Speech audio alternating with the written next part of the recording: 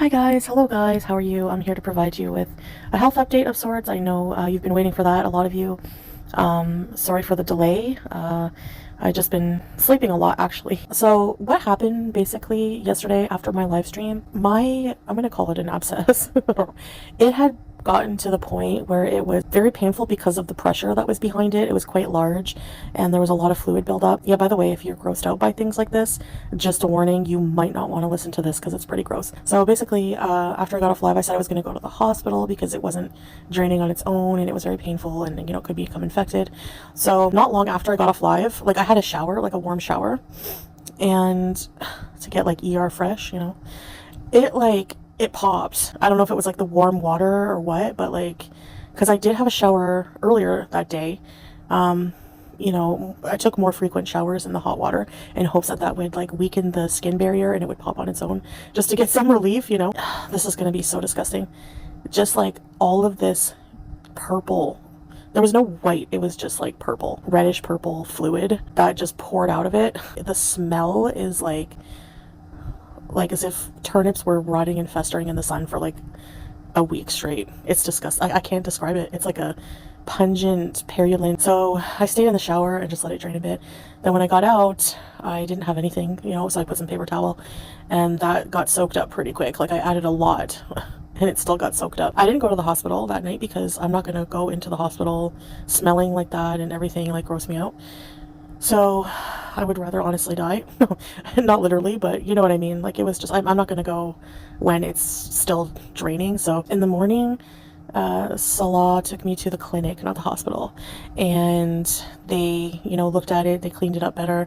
We got a bunch of sterile bandages, like just like huge pieces of sterile gauze. Like you just pack it with the gauze, not pack the wound inside because it's actually not, there's not like a hole. I did have some abscesses before that needed to be packed, but this one, no. So anyway, basically I'm on some oral antibiotics and I just have to, you know, keep it very clean with soap and water, then, you know, use the dressings. Yeah, it's, you know, that's about it. And then take the antibiotics. And if I feel bad and I have a fever or anything like that, you know how they tell you return to the hospital, maybe I'll need, I guess that's pretty much it. Like I don't really have much else to say. It was like when it popped, it was almost like instant relief. It was just, I feel a lot better in terms of that, but the area is still pretty sore. The nurses actually said that like these are not uncommon in Kuwait because of how hot it is. Like I don't know, it's not really that hot here, so for me I don't think this was the case. I think my diabetes might just be a complication of my diabetes. Maybe, I don't know, friction from what I wear sometimes. It could be like from shaving, they said. It could be like, you know, I have to change these. I'm taking like 2 showers.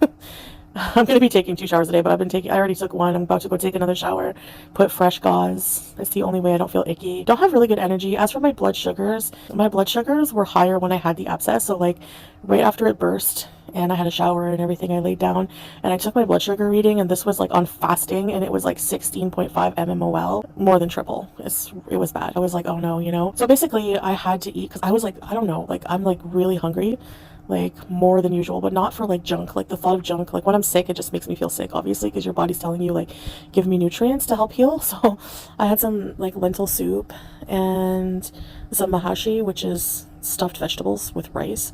And I know rice, but I was just like, that's what I was feeling, you know, like I'm like, I need mahashi, I need stuffed vegetables. So I ate a plate of that and some lentil soup, and then I took my metformin and I had a nap. I woke up few hours later and I checked my blood sugar and it was 11. That helps, you know.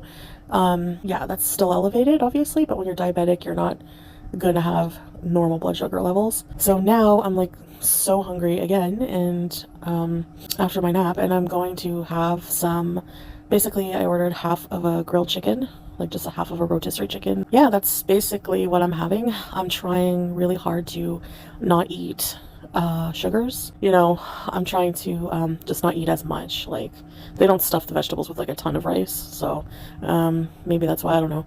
But yeah, I'm just really trying to watch it now, pretty much. So I don't know, eventually when I feel a bit better, I'll, you know, put together a better meal plan and stuff like that. Try to stick to it because I'm just so over feeling like crap. Now I always say this every time I get sick, and then eventually I just forget that I was sick and go back to my old ways. I don't know what to say about that. All I can say is addiction is a real bitch. But regardless, I have to find the strength in me. So yeah, that's about it.